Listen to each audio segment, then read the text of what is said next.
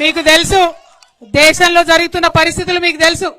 కేసీఆర్ గారిని ఎదుర్కొనే దమ్ము లేక ధైర్యం లేక కేసీఆర్ గారి బిడ్డలైనటువంటి నా మీద రామన్న మీద కేసులు పెట్టే ప్రయత్నం చేస్తా ఉన్నారు.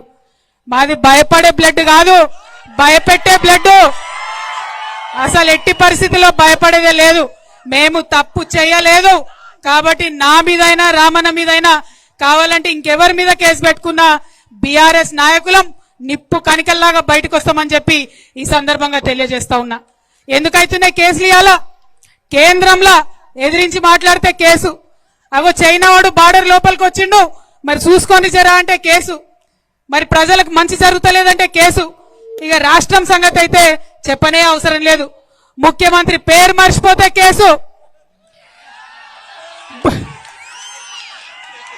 భూమి ఇయ్యకపోతే కేసు, రైతు భూమి ఇయ్యకపోతే కేసు, ఫేస్బుక్ లో మా అన్నదమ్ములు ఒక చిన్న పోస్ట్ పెడితే కేసు.